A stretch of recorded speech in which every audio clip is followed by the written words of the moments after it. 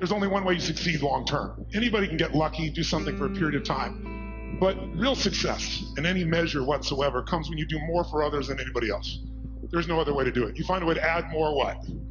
Value. And if we find the way to add more value, we can be superior in the marketplace, but we can also be superior in our own lives. We can enjoy our lives at a different level. We can have a different set of pride that isn't fake. It's not ego. Ego is when you try to make it better than it is, and you know the truth is it's not. But when you really are in a position, when you're in a position where you own what you're about and you know what you're to deliver, and you deliver it on a significant scale, then you have an opportunity to really experience not only success but fulfillment. And this conference has gotten bigger and bigger, not only in its size, but also in its impact. And so I'm really privileged to be back with you here. And I know you're working to raise 1 million meals.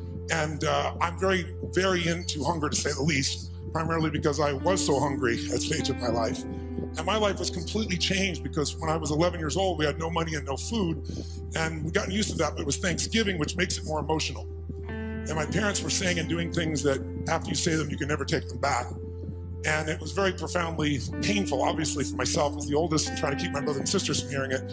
But it profoundly changed because that day, something changed my life, and it was somebody simply coming and delivering food.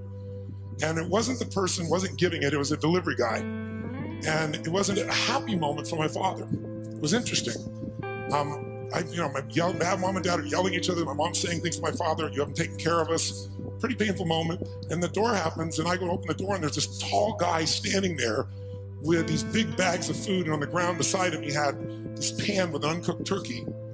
And he said, is your father here? And I said, just one moment. And I sprinted to get my dad, thinking this was going to be the most euphoric moment you could possibly imagine. Like God had come by and surprised us, somebody cared about us, whatever you wanted to frame it. And my father came to the front door begrudgingly. When he saw the man, he got very angry. And he said, we don't take charity. And he went to slam the door. And the man was a very tall guy, and he put his arm or shoulder against it. It kind of bounced off of him. And he said, sir, this is not charity. Everybody has tough times. And somebody knows you're in need, and they want you to have a beautiful Thanksgiving. Please accept this gift. My father got even more intense and started saying, I don't accept charity. And this time the man put his foot there and it bounced off of it. And then he said something to my father that I thought my father would hit him. He looked at my father and said, he looked at me in the background and said, don't let your family suffer because of your ego. It was intense words to say.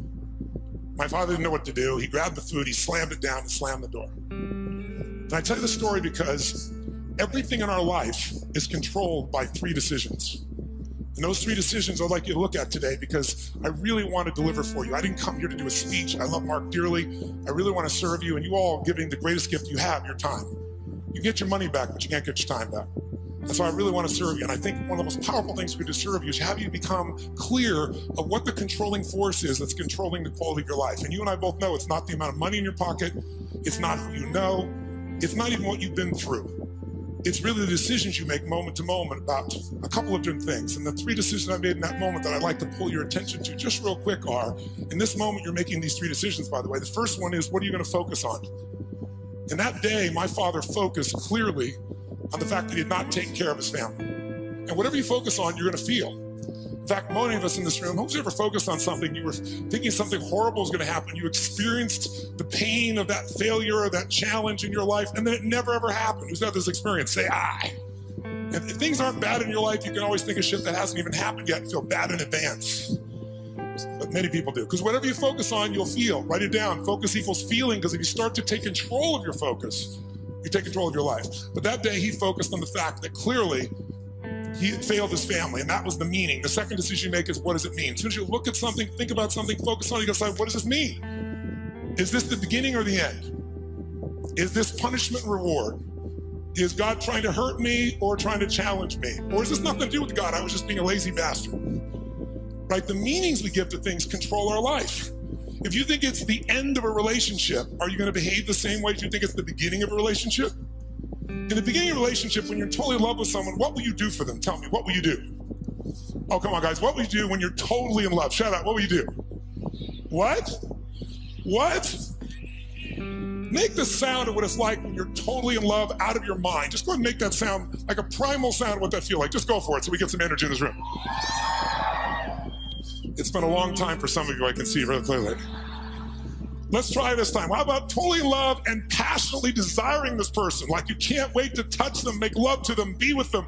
Make the sound of what that would be like. Go ahead, nice and loud, go ahead. So when you have the meaning that this is the beginning of the relationship and this person's the most incredible thing and you will do what for them? What will you do? Anything. What if you were that way with your client? What if you're that way with your internal customers, called your partners? You go, well, if you have real sexual problems with HR, that would be a real challenge. But if your commitment was the same, when you're in that place, you do anything in the beginning of a relationship. In the beginning of a relationship, if your partner said, would you take out the trash? What do you say? Take out the trash. Happily.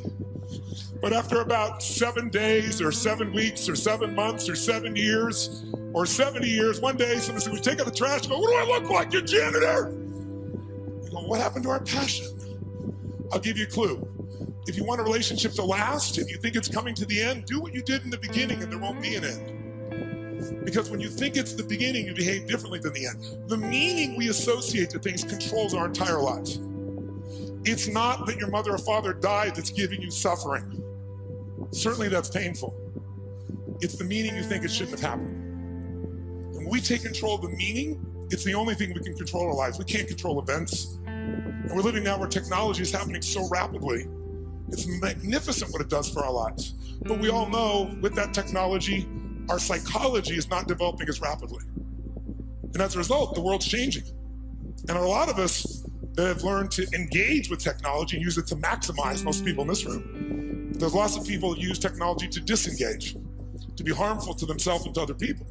It's not a one-way street. So I'm interested in how to maximize the psychology side. That's why I'm sharing this with you. So you can increase both your leadership skill, but who do you have to lead first to be effective, my friends? Who? Yourself. And so it's good to see what's controlling you. Well, what I'm focusing on is controlling me. You can focus on something and make yourself crazy. You can focus on something and make yourself great. In this moment, you could be worried about Ebola, because we all know it's coming. People are freaked out all over the world. 36,000 people die a year of flu, and the whole world is focused on Ebola. Because the news is not designed to inform you, it is designed to startle you. Because that's how you sell things. So if you let someone else take control of your focus, your life will be in someone else's hands. So first decision is what you're gonna focus, second meaning. My father that day focused on he had to take care of his family, and the meaning was, I know what it was because he said it out loud, that I'm worthless. And when you come up with a meaning, it produces an emotion. And if you and I wanna look at the quality of our life, there's only a way to find it. One way really, that's real. How do you feel every day? If every day of your life you got $1 billion and every day you feel guilty or angry, by the way, nothing worse than an angry rich man or woman, isn't there? You just want to slap them, don't you? How do you have the right to be angry? They find a way. But if you got $1 billion and you're angry and you're pissed off and you're guilty all the time, what is the quality of your life? Angry, pissed off, and guilty. If you have nothing, I live in Fiji a portion of the time. I have a home there, and a resort there, and kind of 2 families of villages there that I interact with the last 25 years. And when you go to Fiji and you walk down the street or you drive by, people jump up and they yell, "Bula, bula, bula," which means welcome, be happy, we love you. And you drive by 5 minutes later and they jump up, "Bula, bula, bula." And you're going like, what drugs are they taking? No one's paying them. But they're so happy. They're in such a different state. They've learned to focus on something else and come up with a different meaning for life. But if the meaning is it's the end, if the meaning is that you're dissing me, if the meaning is you don't care, whatever meaning we come up with, that affects the third decision, which is what am I gonna do? And what people do is based on the meaning, because the meaning creates emotion, right? You can be miserable no matter what you have, and you can be euphoric having nothing. We all know it's true. In fact, is it possible to learn to for example, all hell could be breaking loose around you, and you could just be sitting in a chair in this centered space, all hell breaking loose, and you could still feel great? Is that possible? Yes or no? Yes or no? Sure, but you and I live in a Western culture. Well, if you sit and bliss out, people come and take your furniture. So we have to be good at not only controlling the internal world, but our external world. And that's shaped by what we do. And what people do is based on their emotions and also their role models. So I thank you, Mark, and I thank all of you that are role models for people, where you show people that success does not mean taking, that success can mean truly growing and giving. That money, resources, and opportunity are things to be shared. They're things that are tools for a quality of life that you're able to enhance for people and for yourself and your family. Pretty beautiful thing. My father that day decided what to do was, if I failed and I've been worthless to my family, I must leave. And he did. And to me, it was the worst day of my life. I'll never forget it. I loved him more than anything. I had 4 fathers. He's the one I finally got attached to. It's like, Mom, I'm confused. But then finally, years later, I got the benefit of it, because out of all those experiences and all that pain, that day I made 3 different decisions. First decision is I just decided to focus on something different than him, and that's the power we have. We get to decide what to focus on. And my decision number 1 is I want to focus on the fact there's food. What a concept. Pretty cool. But the most powerful thing to change my life was meaning. I said, what does this mean? Because my father had always said, my mother had always said, nobody gives a shit. Nobody cares. Don't care about anybody, they don't care about you. And that day I had physical evidence. Those you bringing food, I want you to know that's not just food. That's called love for someone. That's called hope for someone. That's called surprise for someone. And that day for me, I went, strangers care. And so I started caring about strangers. And I decided someday I'm gonna do the same. So when I was 17, I've had 2 families. It was like one of the most incredible experiences of my life. I went to the grocery store, I was all excited, saved up all my money, went to the manager and said, I want to feed 2 families, this is what I'm doing, it's not for me, give me a discount. And they gave me 10%. And I thought, cheap bastard. But I went out and I delivered this food, and ironically, I called this church and I asked in the barrio, a particular place, where are some families in need? They gave me 2 names. I put on a t-shirt and jeans. I wasn't going to be acknowledged. I also didn't want someone to be insulted, because I saw what happened to my father. And I wrote a note, said, this is a note from a friend. And I said, I just want you to know you're having difficult times. Everyone does at times. And I want you to have a beautiful Thanksgiving. And please feel loved, take care of your family. And someday, if you can, do well enough to do this for one of the family and pass it on. But love a friend. And I had it written in Spanish as well. And I'll never forget, first place I pull up, this rotten old van, stick shift van, that I borrowed from a buddy of mine, with all these bags of food. And I went into this place and got out, pulled up this little tiny building, really tiny, knocked on the door. And when I knocked on the door, this little woman opened the door. It's probably half my size, which is not hard. I'm 6'7", so she's like 5'2". And she looked up at me like this, and she saw the groceries, and she screamed. And she started grabbing my head and pulled it down and kissing me. I was like, no, no, no, delivery boy, delivery boy. And she goes, no, God gift, God gift, God gift. And she didn't speak English, so I handed her the note. She read the note, she crying again, started trying to kiss me again. I said, no, no. She was, God gift, God gift. So I pointed, where do I put this? In this tiny little room. There's a table there. I put the food down. And I went over to get some more groceries. And when I did, 4 children come running out. And one hits my leg and wouldn't let go. And when they saw the pumpkin pie, it was over. And it was one of the most emotional experiences of my life, because first of all, this little boy just wouldn't let go. And I delivered this food, and this woman was crying and smiling. And I stayed there just to take it in for a few minutes, seeing them all. It was like going back in time. And then as I went to go leave, I couldn't speak Spanish, and she was like trying to say something in Spanish. I didn't know what to say, and it was Thanksgiving, so I said, Feliz Navidad. It's like, I heard the song, okay? And she laughed and laughed. She's crying and laughing. One of the more beautiful experiences of life, isn't it? And you can have both those experiences in your body simultaneously. And I remember I got in the van, and all the 4 kids were sitting on the bench here, and she's standing there waving, and I pulled and go in reverse, and I looked in the mirror, and as I looked in the mirror, I saw these kids there, and I saw Mom crying and smiling still, and then I lost it. I started crying uncontrollably. And I'm like trying to put the thing in gear, tears come through my eyes, and I thought to myself, what? I mean, this is a beautiful thing, why am I crying? And then I realized what a gift that day was. I realized that my worst day of my life was my best day.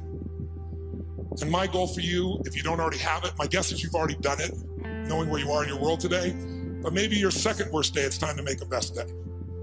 Because out of every tragedy, out of every pain, it only gets healed when we find a deeper meaning, when we find there's a higher purpose in it. And I realized I wouldn't have been there that day. I wouldn't have that hunger to help somebody else if I hadn't had the hunger in my own soul at one point missing. So it's very personal to me. I want to thank all of you that made the contributions. And I told Mark, and I've announced that I'm going to match the 1 million meals if you hit it. And I'm sure as hell expecting that you will. And so we'll get 2 million. And when I told that, then Mark said, I'll match that. Like this lead to nights like this lead to love like ours. You like the song. So Mark's matched it. So if you do the 1 million, we're going to do 3 million here. So So that's the way to play the game, I think. Just raise the game together. And so I'm excited about what that possibility is. And I'm personally also November 18th, I'm going to feed 50 million people. I've fed 42 million in my life. And the reason I tell you this, and I'll get off the soapbox, but I want you to just think about what's going to create meaning for you. Because money by itself won't do it. But impact will. And impact can be with your own child, spending more time with it. It doesn't have to be anything to do with the contribution in any other way. You can contribute to your own family. But contribution is what makes us feel fully alive. And I'm doing that because, I don't know if you're aware of it, but a year ago, last summer, Congress cut the budget for what was traditionally called food stamps by $8.7 billion. By the way, $8.7 billion is the equivalent of every family they support going without food for 1 week a month for 12 months out of the year. And all the nonprofits are trying to support that. So I'm partnering with Feeding America. And I started writing this book, and I thought, I'm going to donate all the profits of the book. I'll feed 10 million people. And then I was like, that's not enough. And I thought, well, I'll get matching donations. I'll raise the bar, I'll get 20 million. And as time has gone by, I finally decided I'm going to do 50 million myself, and I'm looking to raise 100 million, and that's in addition to the million I'm doing here. That's not part of it. So if you want help, you're welcome to, and Feeding America is my partner. And we're working for matching funds to get to 100 million people. I'm already to 67 million just with some friends of mine before we even launch it. But it's a goal. And it's, why do we do it? I don't ask you to do it because it's heavy or something. I do it because you can. Do it because it's fun. Do it because research shows when it comes to money, buying things will never make you happy. Never. Doesn't mean you shouldn't have some nice things. I have some nice things, I'm sure you do too. But it's not going to give you happiness. Buying experiences can make you happy, by the way. But people who say money doesn't matter, they don't know where to shop. Because there's some experiences you can buy that are extraordinary. Who's had some experiences, some trips, some things you've done with family or friends that will live with you for years? Who knows what I'm talking about here, right? Those things, that money can be a really valuable tool there. If you can find enough add value and have money and do those experiences, how cool. I'll tell you what else money research shows will do. People always say money doesn't matter once you get to a certain level. No, it matters that you can spend $5 a month and have more emotional juice, and it can be measured all the way down into your saliva by hormonal changes. You want to use money, not let money use you. So another thing that'll do it is getting rid of drudgeries. Who here loves to pay for shit you don't want to do? Right? Cleaning the toilet. Who likes to have someone else be able to do that if at all possible, right? Because once you do that, those drudgeries are gone. What do you get to do? You have time. And with time, you can spend more time with your passions, the things that matter for you that you can do in the world, that share in the world. And the third thing that gives people the most enjoyment out of money, just so you know, is actually giving it away. Nobody believes that until you do it. Now, if you don't give a dime out of a dollar, you're not going to give 100 million out of a billion ever. Don't kid yourself. It's the place to start wherever we are. And if you do, I think you can find there's enormous enjoyment in that process. And I think you'll also find that there's somebody you love, you do something for, it's even more. So that's why I'm here. And I want to now make sure in the time that you're here, let's kick this in gear. Let's talk about 3 things that can truly change the quality of your life. Number 1, first of all, if you make new decisions about the focus on, try this just for a moment. Just for a second, take a deep breath in. Exhale and give it a moan. That was really pathetic. Let's try that again. Deep breath in, then make it a sexual moan and thoroughly enjoy it. Oh, that was much longer and deeper. I like that. That was good. One more time. Use deep breath in and give it a moan. Now, one of the things that I want to talk to you about here tonight, this afternoon, is really simple. And that is, everyone here is in business, and there's a problem that all businesses have. We're in the most competitive environment we've ever been in. We went from, 500 million people being online to a couple billion people being online. And in the next 4 years, they're saying we're going to have 3 billion more online. That means this entire world is a bigger market. If you're the person that adds more value, it also means you're going to have more competitors than you've ever seen in your life. How many think the economic world that we're in today is going to stay the way it is? Raise your hand. Okay, one man on drugs, there's always one. Okay. How many think that the economic environment is going to go through seasons? We're going to have some more ups and downs as we adjust to what's happening in the world here. Say I. Well, then if we know that, our goal, you and I as leaders, should be to anticipate that. In fact, everyone in this room is a leader of something, whether you're the leader of a company or whether you're a leader of a department, or whether you're a parent or hopefully you're a leader, not a follower. If you're a leader, you've got to exercise that skill. And so I want to talk to you about that and one of the most important skills of that. But most people don't exercise that leadership because they're dropping behind in their skill sets. And I'll give you an example of what I mean. How many of you in this room, I want an honest answer, and I'd like you to yell the answer, raise your hand if you would, please. How many of you in this room have ever experienced the absolute total humiliation of playing a video game against a child? Scream I if you've done this experience. Oh, come on, let me hear you. What happens when you play the child? Who always wins? Come on, who wins? Always. Why? Is it because they're faster? Is it they're smarter? They're younger? Their neurons are functioning at a quicker tempo? Here's how it usually works. You're a mother or father, you're an uncle or an aunt, your grandfather or grandmother, you're a friend of the family, you're looking for a gift. We live in a tech world, in a world where today children play with an iPad and learn how to use it before they know how to tie their shoes. How different is that world? I was with Mark yesterday with his daughter for her 6-year-old birthday, and we're talking about things. She's got these Legos, and a friend of ours says, oh, my 6-year-old goes on the iPad, searches on YouTube for videos on how to build cool stuff using Legos, and starts to study how to build all these structures. That's the world we're in that our kids are in, 6 years old. And imagine what else they're searching for and finding at 6 years old. It's a wild, wild world. So here we are with this technology, and most of us are not seeing what it's doing for us. So you sit down with this child who's high tech, you're not. Even the techies in this room aren't usually as gamers. I know there are plenty of gamers in the room, but there's plenty not. And what does the child do? The child says, oh, come on. You go, look, I'm not good at this. This is for you. Come on, uncle. Come on, auntie. Come on, mom. Come on, dad. It's my birthday. It's Christmas. They use the guilt approach, don't they? And what do you find? You finally break down. Okay. Now you should know you're being set up when they go, you go first. Right? And they go, look, it's really simple. You just shoot. You just shoot these guys, and it all drops down. And you think, okay, I'm going to show this little bastard I can do a thing or two here, right? Take out the gun, you shoot, and you're dead in 2.3 seconds. Whose experience is? Say I. Now what happens to the child? And about 45 minutes later, you get your second turn. Am I right? And then you're really pissed. You're dedicated. You're devoted. You're focused. You're going to take this thing out. You last 4 seconds and you're dead. Out of the side of the head. The kid. 45 minutes again. Who's had this experience? Say I. Why does the child always win? Is it because they're faster? Is it because they're smarter? Is it because they're stronger? No, it's because they played this game before. As a result, they have the secret to success.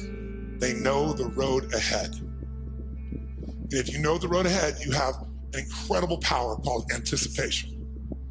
Anticipation is the ultimate advantage. See, winners, leaders anticipate, losers react. The reason you get beat is you don't know where things are happening, so you're reacting. Reaction is always stressful. And yet so much of our life is predictable if we just were to study it, not be caught up in our day-to-day. It's predictable the challenges you're going to have in your relationships, or with your kids, or with your body, or with your job, or with your economics, or with your mother-in-law or father-in-law. These are predictable. And if you were to anticipate these things and put a strategy in place, you can take it all out and have the quality of life that you deserve. In business, it's everything. Those that anticipate, those that lead, and then there's those that follow. The followers are the reactionaries. So the more we can anticipate, and you can't anticipate and lead unless you first learn how to lead yourself at a different level. And so I love to have you just see that if you and I can start to take control of our focus, and we can start to control the meaning of our lives and make something really that meaning that empowers us, because look, what's wrong is always available, isn't it? There's always an Ebola, a bird flu. There's always something that's going to kill the entire human race tomorrow on TV. And then there's your life. What's wrong is always available, and so is what's right. And you have to take control of that focus, because otherwise you become the follower and you get to live your life. Even though you're a smart person, we're all smart, but it's easy to get led astray by everybody else's focus, isn't it? And then all of a sudden let them create the meaning for us. And then all of a sudden we're settling for a life far less than what we desire or deserve. So my approach is really simple. My approach is to say, let's, you and I, just for a few little time we have here. By the way, this to me is a little time, a couple hours, 2.5 hours, I guess, at this stage.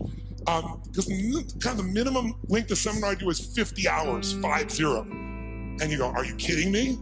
I don't like to hear myself talk. I like to see people do things so often they build muscle, not just thoughts. And so one thing I'm going to ask you to do in a few minutes is we're going to go from this passive mode that you're in right now into full engagement. Because if you get fully engaged, it's amazing what you can accomplish and do. When you're partially engaged, you get a little bit of result. When you're disengaged, we all know what you get, nothing. And we live in a society where most of us are so overwhelmed. There's so much information. We're not having a problem with information. We're drowning in information, but we're starving for wisdom. And so we got to separate it out. And so one way to separate it out is I'd like to talk to you about 3 things that can help you increase your performance and your life. Because what I'm obsessed by and have been for 37 years is what can increase performance for an individual or an organization. But also, I'm equally obsessed about what's going to make somebody fulfilled. Because who's had this horrible experience? Who here has ever achieved your goal and then your brain said, is this all there is? Who's had this experience here? Say, I. And that's worse than failing. At least when you fail, your brain can say, I can figure this out and do it again a new way. But when you succeed and you're miserable, you're basically technically screwed. So what I want to make sure that you and I do is we set ourselves up to be able to win. So there's 3 things I'd like to walk you through. 1, I'd like to walk you through out of the competitive edge that's going to get you both the performance you want at the highest level and also the fulfillment you want. Because if you want to know my view, I can tell you there's 2 master lessons in life. Lesson 1 is the science of achievement. If you want an extraordinary life, if you want a magnificent life, which by my definition has nothing to do with me, it's life on your terms. Some of you, what's an extraordinary life? It's having a cool little company. For some of you, it's having a big billion-dollar company. For some of you, it's not a company, it's 3 wonderful children that you totally love and adore and spend time with. For some of you, it's poetry. For some of you, it's making a difference in the environment. It's different for all of us. It's life on your terms. But if you're gonna have an extraordinary life, you need to master, number 1, the science of achievement, which most of you are damn good at or you wouldn't be in this room, right? You know how to go from where you are, have a vision, make it real. Speeding that up, that's my business. When Mark talked about it, he actually showed me the other day, we were together a couple days ago, and he showed me the very first day he did his V2 Mom, which is really a simple way of saying, what do you really want? What's your vision? Your values is, why do you want it? And walking through the obstacles and the solutions, strategies to get where you want to go. And he showed me on the back of an American Express bill where they designed on the very first day, Salesforce. And there you see that day where he engaged. He engaged in his vision instead of settling for a life that someone else had designed. He had a great life, extraordinary life. Top guy at Oracle, working for one of the most brilliant people on the face of the earth. Can you imagine how hard it would be to leave there and start something from scratch? But he had something larger that he wanted. So how do you do that? How do you get yourself there? You gotta understand the science of achievement. But I know so many people I get the call from, most successful in the world, business person, politician, leader of some sort, economic leader, financial trader, and they call me up and they want me to change something in their business, but I know what they really want. They really want to find fulfillment still. Because success without fulfillment is the ultimate failure. Who's with me on this, right? You make everybody else feel great. I mean, it's a horrible example. I hate it, but we all know an extraordinary spirit that took his own life just recently, probably lit up more human beings than almost anybody alive when it comes to humor and joy. He made everybody else feel happy but himself. It's sad. You don't want that to be you. If there's any gift he can give besides his joy, is the evidence of what you don't want to move towards. Nobody in this room is going to move towards that, but we do it at a little level. We die a little bit along the way by giving up what we really desire and believe in. And my goal is to make sure, see if we can wake that up. So, and by the way, fulfillment is as unique as there are people. Achievement, there's laws, right? You do this, money, there are laws. Your body, there's laws. We all have biochemical, special, unique identities, but there's certain fundamentals. If you do them in mass, you're going to be overweight. If you do them differently, you're going to be fit and strong. Same thing with money.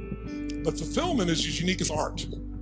Art is what one person thinks is beautiful, somebody else can think is ugly, and that's perfectly fine. Have you ever gone to an art museum and you see this big red square and they go, $10 million, you go, you gotta be kidding me. $10 million for that freaking square? I'll draw you a square. But someone else, no, look at the texture, the taste, the flavor, I can taste the paint from here. They have a different way of being fulfilled, right? So those are the 2 kind of lessons of life. So this is what I'd like to do to help you with both those today, if you want to play with me. Number 1, let's take a look at what will give you the edge. Who's up for having a competitive edge in anything you do? Say I. And it's not BS and it's not positive thinking, it's something you can test, because the edge is what's going to get more out of you. Second, I'd like to show you how to create a breakthrough.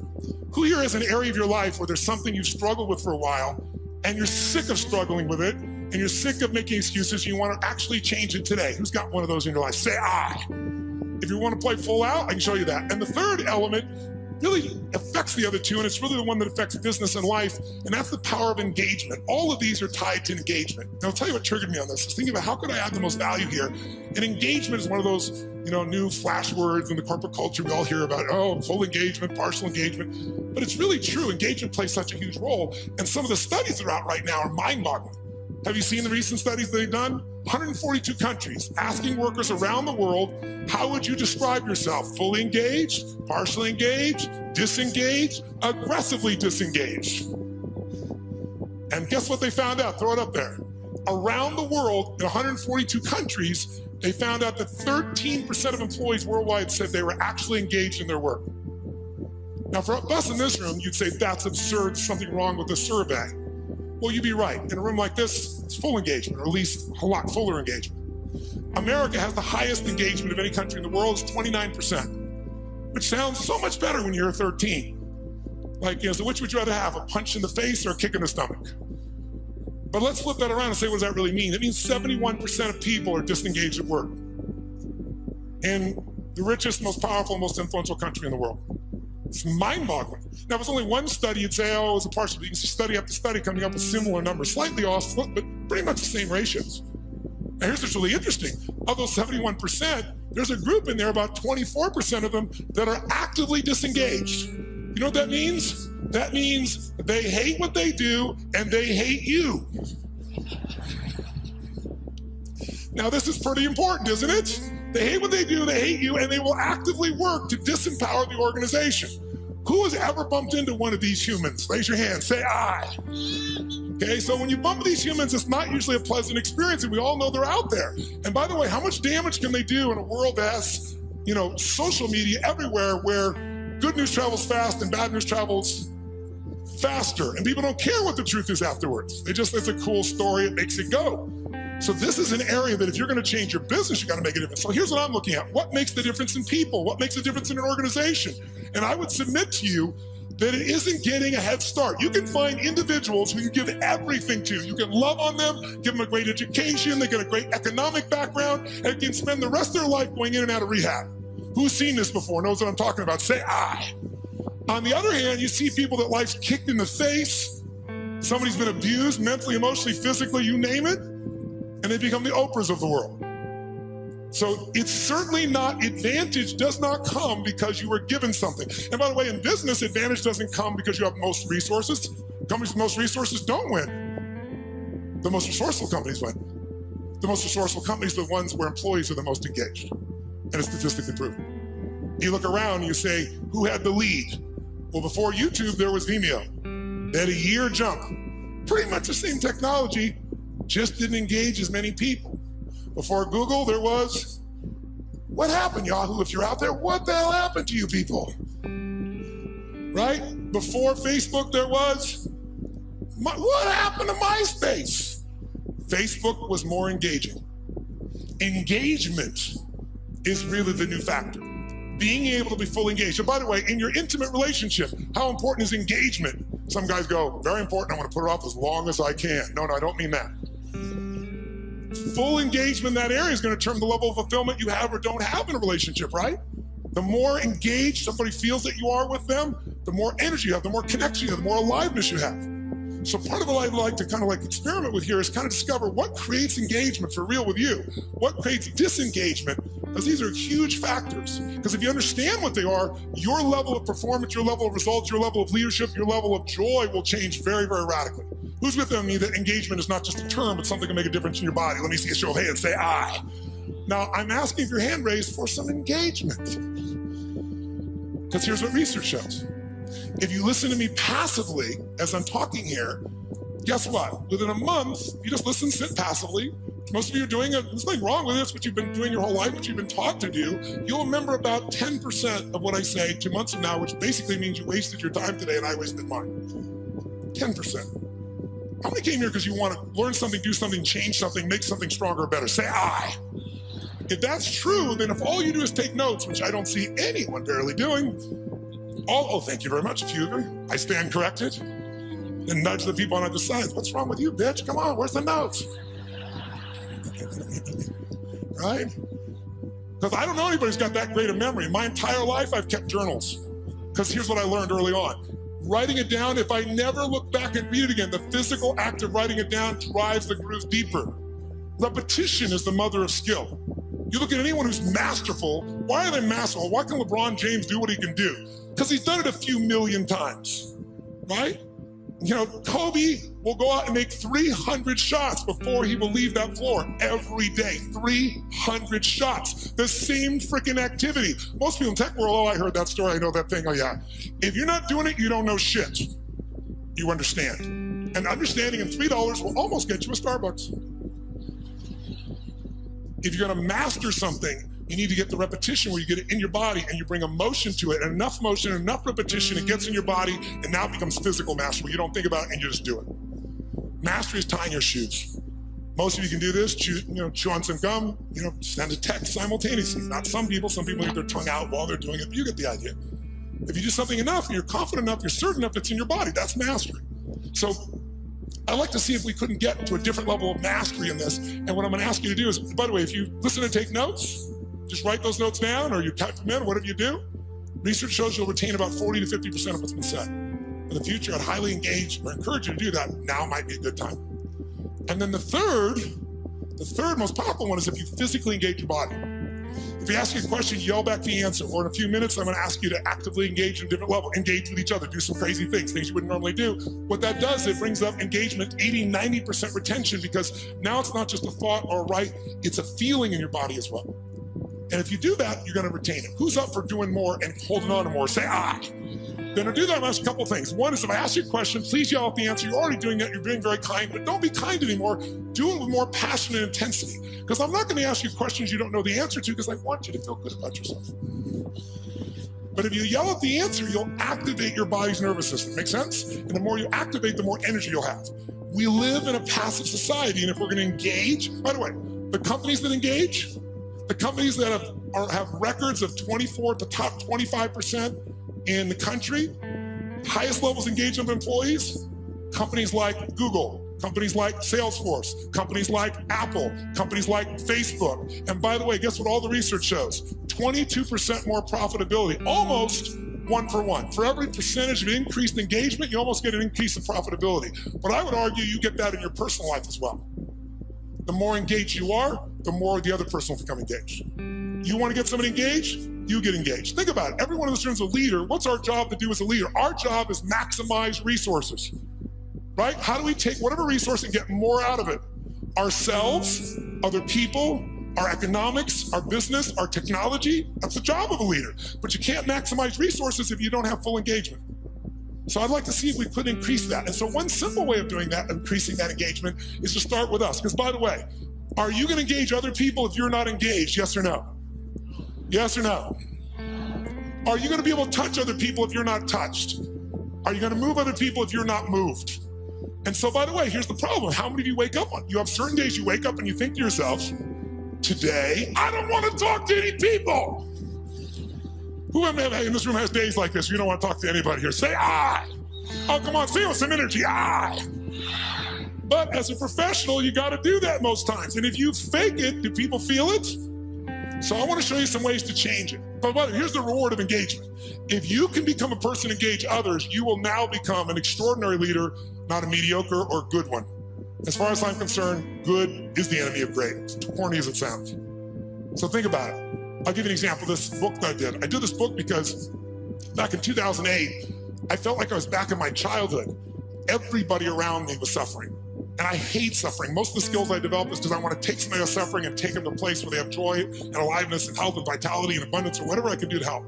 And so I've got the guy that cuts my hair, my barber, is like, his kid can't go to college. He's lost half what he's got to do.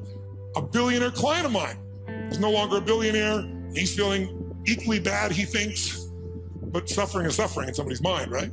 And so I thought to myself, something's got to be done. And like most of us, I said, somebody's going to do something. In 2010, when things actually got worse and the system wasn't changed, I started reading everything I could read, started watching everything I could watch, and I watched a documentary called Inside Job. Anybody here see Inside Job? If you didn't see it, it was Matt Damon did the documentary on it, and it won the Academy Award. And it actually walked through systematically and showed how the entire world economic experience, our entire economy as a world, was almost destroyed by a few people, and they identified who they were, how they did it, they documented it all, and then they showed what happened to them. And what happened to them, does anybody know? No, not nothing. Nothing would have been a reward compared to what they should have got. They were actually put in charge of the turnaround. And they were given your money and mine. We were taxed so they could put their money back where it belonged. So at the end of this film, depending upon your personality, if you haven't seen it, I should warn you, you'll have one or two reactions. You'll either be very depressed or very pissed. I was on the piss side. I was so angry, and I thought to myself, nothing's been done. This is insane. And something's got to be done. I thought, everybody says something can be done, but what can I do? And I thought, you know what? I've got access. For 21 years, most people think I'm a happy, bouncing around, positive thinking, screaming guy on an infomercial from 20 years ago. But I have continued to grow. Not taller, hopefully. But in all that time, for 21 years, I've coached Paul Tudor Jones, who's one of the top 10 financial traders in the history of the world. He's a man who's made more money than almost anyone on earth, along with George Soros and a few other names you may know. But Paul's really unique in that Paul found himself in a position that in 1987, when the stock market crashed, the largest percentage in a day still to this day, he made 20% when the whole world was losing everything. He made 200% that year for his clients. Just unbelievable. And then it was like the guy that walked on the moon. What do you do if you walk on the moon? You see that, you look at that incredible view of the earth. It's you seeing it's not a photograph. You come back to the earth, you shake the president's hand, you have a ticker tape parade. Now what do you do? And a lot of those astronauts, if you know the story, actually became depressed because they didn't have what I call a compelling future, something to look forward to. So Paul had a little fall back, and I was called in to turn him around. Came in and started studying everybody around him, figured out what it took to do it, and built a strategy to put him back in state. He's been successful and made money every year for 21 straight years. Every single year. There's no one in his class that's done that. No one. Pretty amazing. I was with him to give example. We were together, and back, if you remember, in the tech bubble of 2000, it blew up. Paul made money. Right by him, side by side, every single day. He's emailing me every single day. I'm talking in some ways, communicating him, or I'm going to see him every 3 or 4 months to be there in person, make sure we keep tweaking the system. I'm not there to be a positive thinking coach. You don't need that crap. I'm a prepare for anything coach. How do we figure out the strategy? I've always been a strategist. I've never believed in positive thinking. I never told people you should go to your gym or go to your garden, better yet, and chant, there's no weeds, there's no weeds, there's no weeds, there's no weeds. I'm like, here's the weed, let's pull it out. That's what I do with him. 21 years. 21 years includes 9/11, when the whole markets are blowing up, making money. 21 years includes everything we saw in the subprime crisis, making money. It includes when we all went through the drop in gold, those are associated to it not long ago. So I've been there with all those pieces, and I got a chance to learn from this guy side by side, and I've been able to contribute to him in a significant way. So I got access. So I decided I'm going to go find a way to interview the 50 most influential, financial, brilliant minds on the face of the earth. Not people you read on the internet, not people on television screaming at you what to buy and telling you to go to some mythical mutual fund that gives you 12% every year and it doesn't exist, but the real guys and the real ladies that do it. But how are you going to do that? I'm going to call up to Tony Robbins. I'd kind of like to come interview you. You're worth $27 billion, and I'd like your time. You have to engage people. So I'm going to show you some ways to do that. I'm going to tell you, when you can engage people, there is no limit to the resources you can access. If you want real wealth, wealth is access to resources. It doesn't have to own them all, just access to them all. You can do whatever you want, go wherever you want to go. That's real wealth. And you can do it if you can engage people. Engaging people is finding a way to meet their needs, not yours. If you meet their needs, your needs can be met as well. And it can be done in a way that has integrity and love and vision and creativity, and it can truly be a synergy. Now, I'll give you some examples, though, just for 2 seconds, then we're going to do some things that engage this so you get the sense of its value. One of the first people I called on was Carl Icahn. Carl Icahn is a very gentle soul. He's a man who has a hard time expressing his true feelings about things. Who knows who Carl Icahn is? So you got to get a sense of it. He's worth $27 billion. He has made more money. In fact, on the cover of Time magazine, they called him the master of the universe, because Kiplinger did a little study and found out Warren Buffett is not the most profitable person you could have invested with. Carl Icahn is. In the last 14 years, you would have made 1,600% with Carl Icahn. 75% overall in the S&P with the ups and downs, right? Net, I'm talking about after inflation. If you had invested with him in 1968 in his company, you'd have an average return of 31% for all these decades, doubling your money every 2.6 years.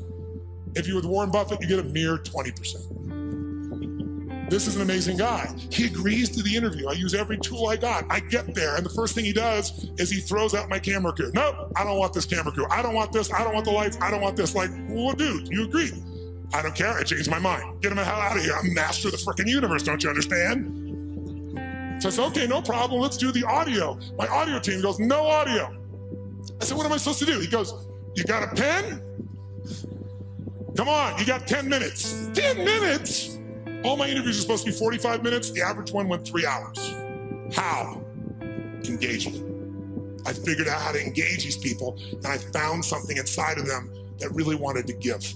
Not to me, they got what the mission was to other people. And I got them telling me things nobody tells them. Jack Bogle, been in the business 63 years, showed up for 45 minutes, 4 hours later left his office. And afterwards he wrote a quote for it, and he said it was the most probing, most intense interview you had in 63 years. Provocative and probing is what he said. Now that says to me a pretty cool thing. That means I engaged him better than anyone in 63 years who got those answers, according to him, not according to me. Pretty cool. I went to a guy named Ray Dalio. How many know who Ray Dalio is in this room? Look how few people know Ray Dalio. Ray Dalio has been called the Da Vinci of investing. He's been called the Steve Jobs of investing, but most of you never hear of him because you couldn't access him in a million years. But if you're president of the United States, if you're head of the Fed, if you run China, you know who he is, and I'll tell you why. To work with Ray, first of all, for the last 23 years, he's made 21% per year compounded before fees. Through all those environments. Unbelievable. But here's all it takes to work with Ray. You need a $5 billion net worth, and $100 million is the initial investment, and that was 10 years ago, and now he won't take your money no matter how rich you are.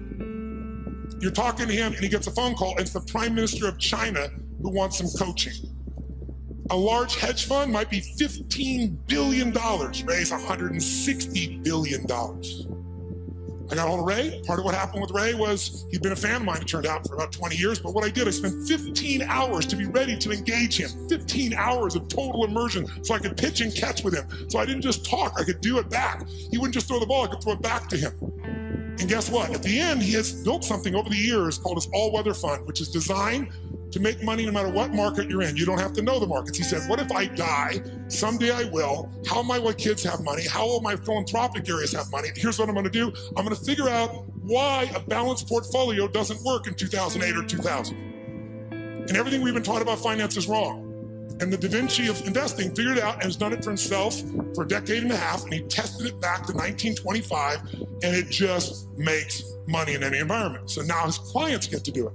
Not the 1%, not the 0.0, the 0.001%. So I'm sitting down with Ray and I get him to explain how it works. And at the end, we're engaged 3 hours into it. He tells me how this works. And I said, this is beautiful, but I'm doing this. So I'm not doing this for money. I'm giving all the money away.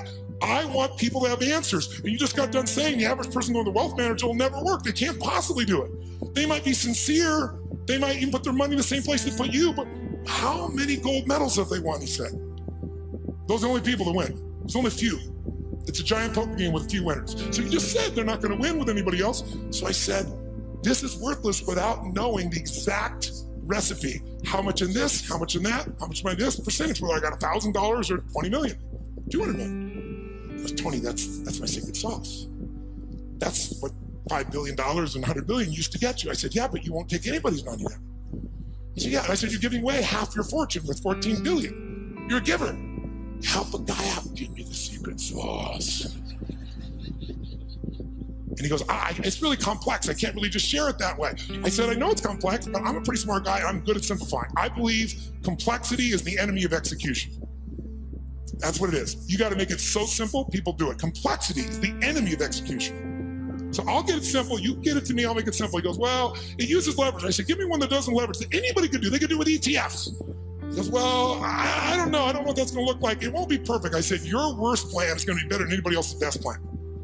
And then he this moment of engagement, this magic moment, he opens up and he goes, okay. And I'm writing like crazy.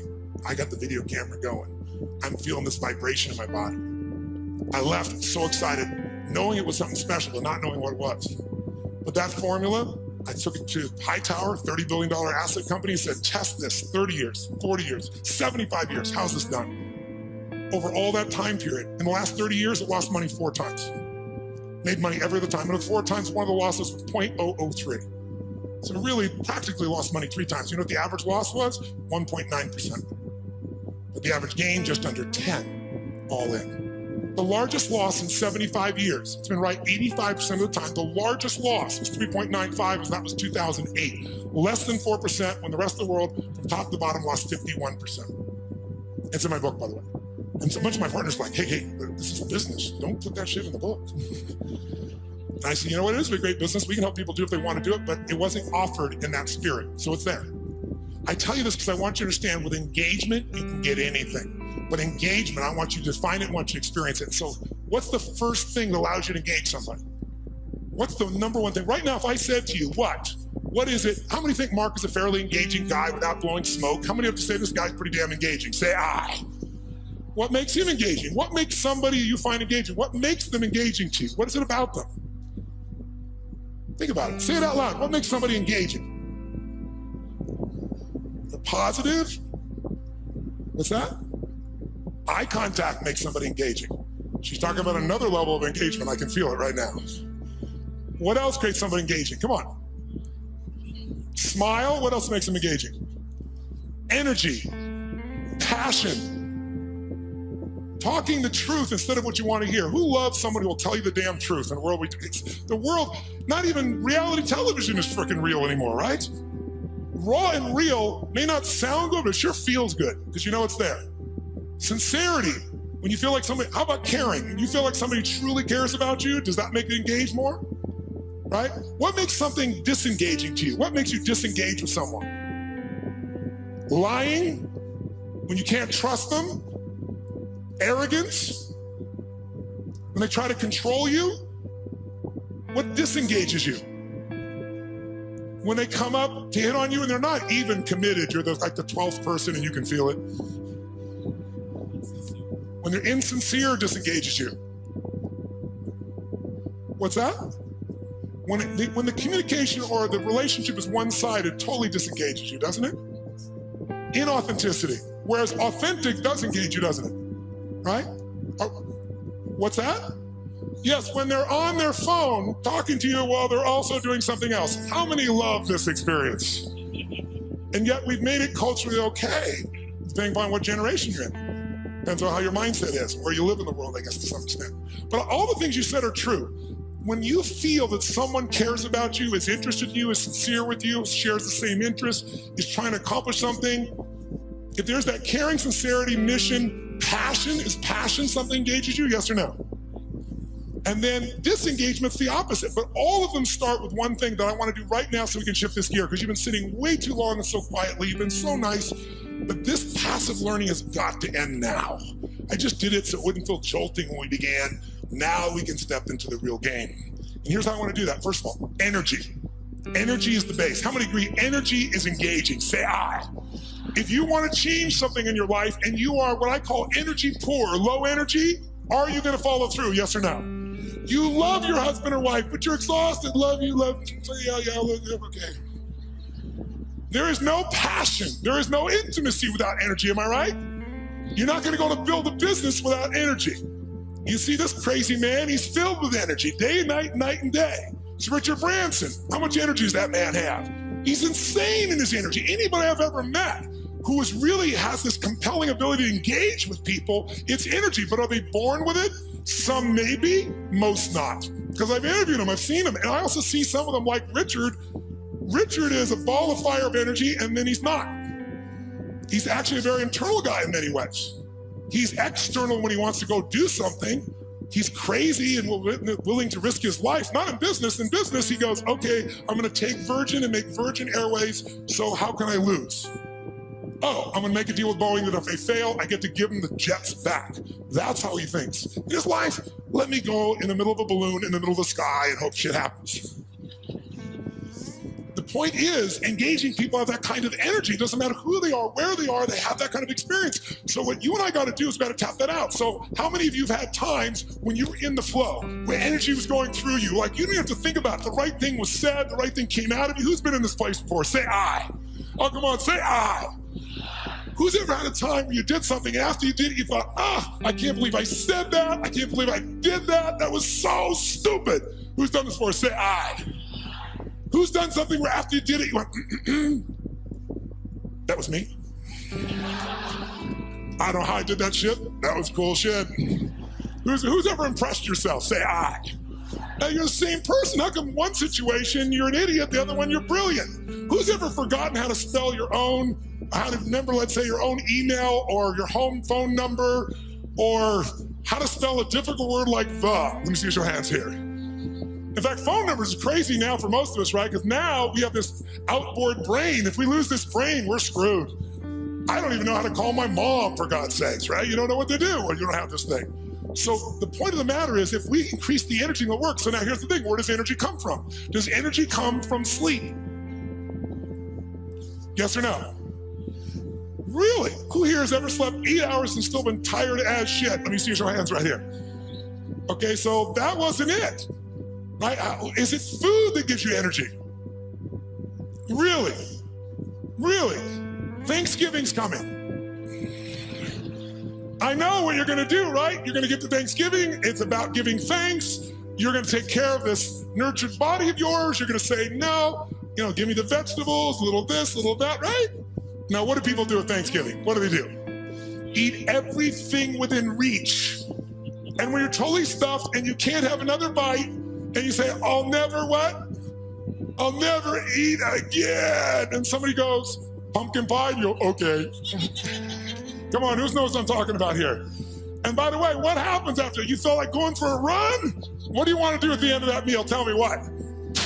Who here has ever fasted for 5, 6, 7 days or more, gone on a fast? Does your energy increase or decrease as you no longer eat? Which one?